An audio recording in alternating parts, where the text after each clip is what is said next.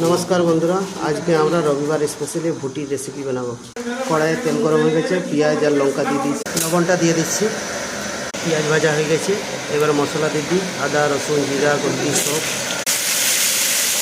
মশলাটা ভেজে নিচ্ছি। হলুদ গুঁড়ো দিয়ে দিই। মশলা ভাজা হয়ে গেছে, এবারে ভুটিটা দিয়ে দিই।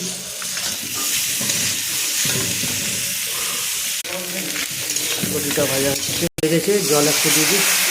রান্নাটা প্রায় কষা কষা হয়ে গেছে, এবারে অপর থেকে চর্বিটা দিয়ে দিচ্ছি।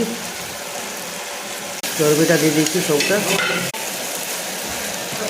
ভুটি কষা হয়ে গেছে, ভুটি আমাদের রেডি হয়ে গেছে। এবারে মটনটা হবে। এবারে মাংসটা চেক করছে আমাদের সুমিত বাবু, শালা বাবু। যাই হোক হেভি হয়েছে, লাজবাব। Thank you. কুন্দন বাবু কেমন লাগলো? ফাটাফাটি হেভি।